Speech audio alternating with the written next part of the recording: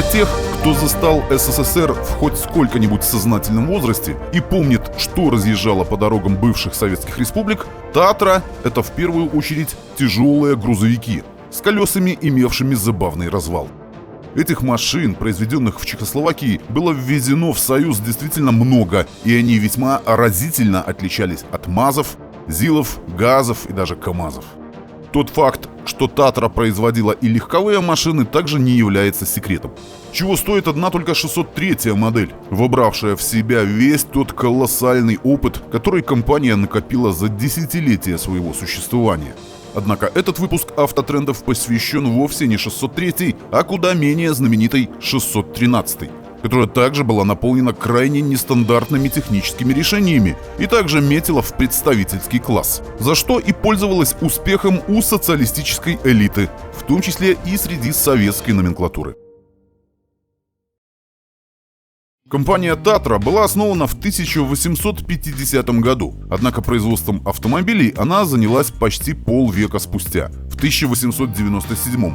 И называлась она тогда Nesselsdorfer Wagenbau Fabriks Gesellschaft. Шильдиком «Татра» четырехколесная продукция из городка Копрживнице обзавелась в 1919. Несмотря на то, что на территории постсоветского пространства бренд знаменит в первую очередь благодаря коммерческой технике, легковая линейка чехословацкого производителя ассоциируется в основном с роскошными баржами довоенного и послевоенного периодов. Однако именно 613-я оказалась настоящим долгожителем на конвейере и, по сути, стала последней серийной легковой моделью компании. После того, как производство «Татра 600» было свернуто в 1952 году, на очередной сессии Межправительственного совета экономической взаимопомощи было принято решение, в соответствии с которым «Татра» должна была всецело сконцентрироваться на выпуске грузовиков, а импорт люксового автопарка в Чехословакию ложился на плечи СССР. Однако чехословацкие дизайнеры и конструкторы втайне от высокого руководства все-таки приступили к разработке нового автомобиля под кодовым названием «Валюта». Вскоре социалистическое правительство Чехословакии не оценило задержки с поставками представительских машин из СССР, а также было крайне разочаровано качеством тех, которые все же поставлялись. В связи с этим и был размещен заказ на создание собственного автомобиля не для всех, благодаря чему стартовавший в атмосфере секретности проект получил официальный зеленый свет. Так на свет появилась 603-я модель с дизайном в стиле стримлайнеров конца 30-х.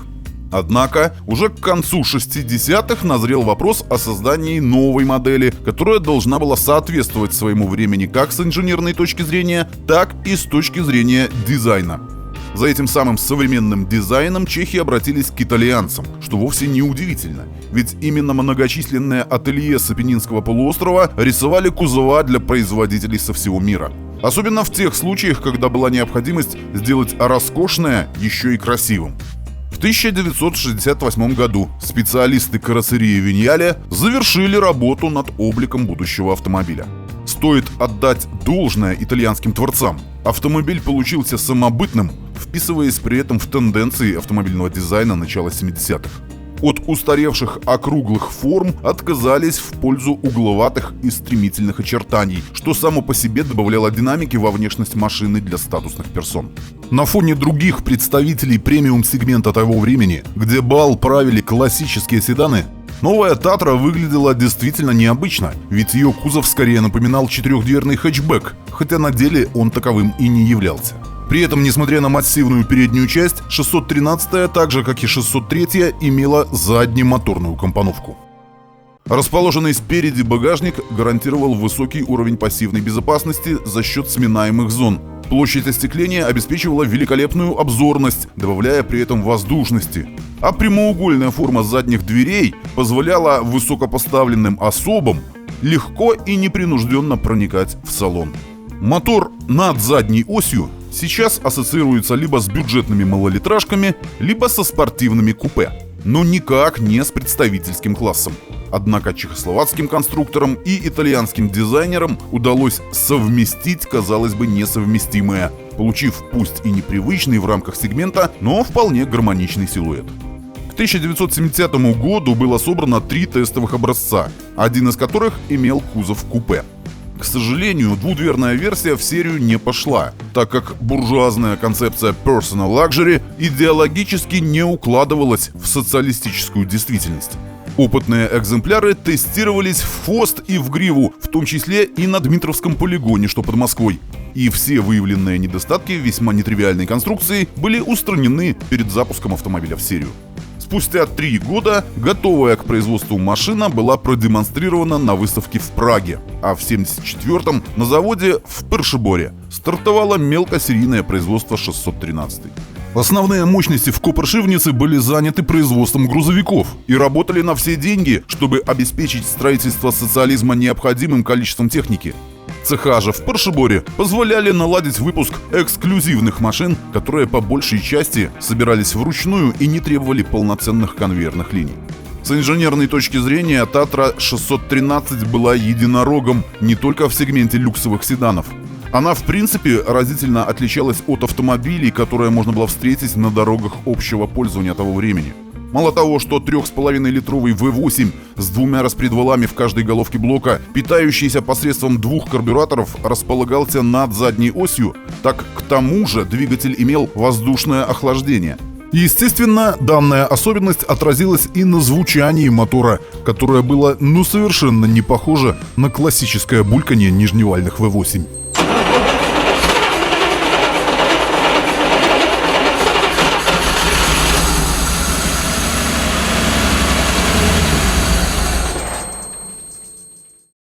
Тем не менее, 165 сил обеспечивали автомобилю вполне себе достойную динамику. Максимальная скорость заднеприводной машины составляла 200 км в час, а первую сотню Татра 613 разменивала за 11 с небольшим секунд.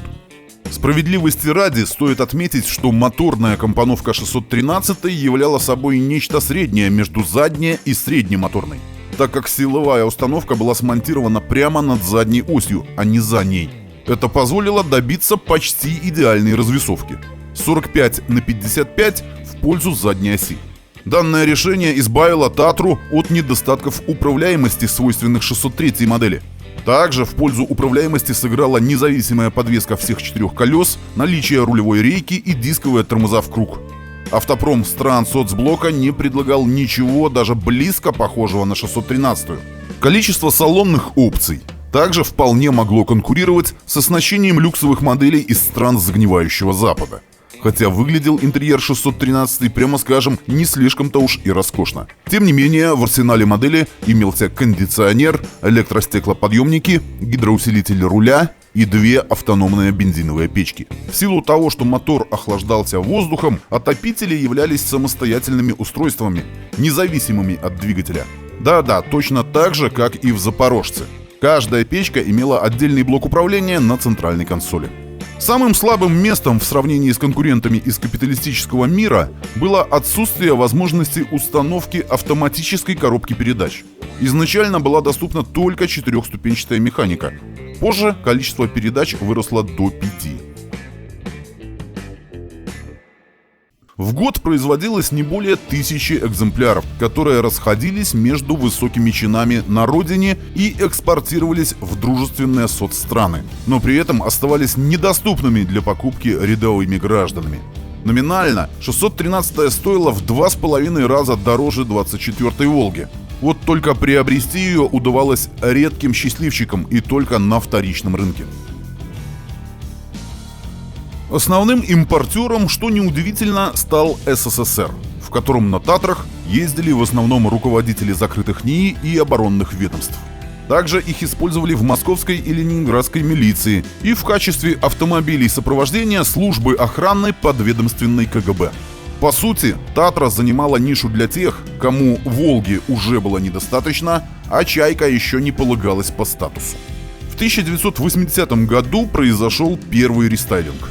Не уверен, что это слово существовало в чешском языке 40 лет назад, но сути это не меняет. Мощность 3,5-литрового мотора немного подросла, хотя внешне отличить первое поколение от второго сможет только особо искушенный ценитель. В количестве 133 штук была выпущена специальная версия 613S, для партийных боссов высшего эшелона. Машина отличалась удлиненной до 313 см колесной базой, а также прямоугольными передними фарами взамен круглых. В том же 80-м году чехословацкая компания представила модель 623, созданную в качестве автомобиля безопасности для автогонок. В небольших количествах эта модель выпускалась вплоть до 1998 года. При этом уже к середине 80-х она оснащалась 3,8-литровым двигателем мощностью в 300 лошадиных сил, обеспечивавшим максимальную скорость в 250 км в час. В 1986 году на венгерском Гран-при Формулы-1 именно такой автомобиль безопасности сбил японского пилота Таки Иноуэ, к счастью, без слишком серьезных последствий. В 1984 году версия 613.2 сменилась моделью 613.3. Хромированные бамперы уступили место пластиковым по моде того времени, а вместе с ними в лету канули и многие другие хромированные элементы. Хотя молдинги вокруг оконных проемов и хромированные ручки остались на месте. Также увеличились в размерах передние поворотники и задние фонари, а фары головного света стали разного диаметра. Эти изменения, с одной стороны, сделали автомобиль современнее, но с другой стороны, представительности во внешности ощутимо поубавилось.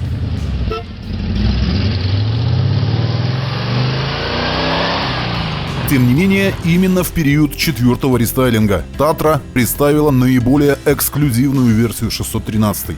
Четырехдверный правительственный кабриолет, выпущенный в количестве всего 3 единиц. Новая 613.4, выпускавшаяся с 1991 года, получила более современный интерьер, где доминирующую роль играли угловатые акценты, при том, что эргономика была вполне на уровне и ничем не уступала европейским машинам среднего класса.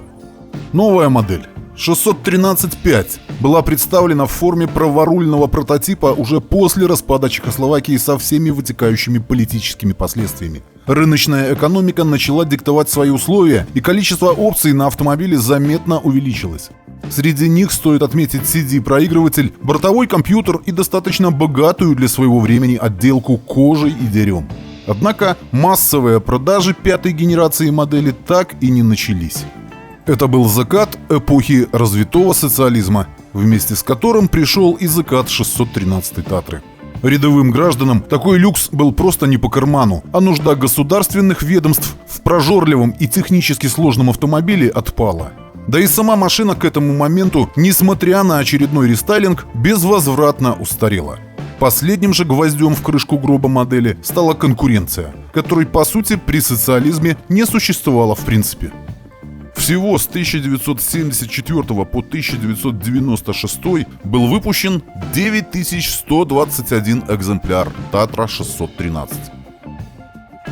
Однако лебединой песней для легковой линейки чешской компании стала модель Татра 700, являвшая собой основательно доработанную версию 613.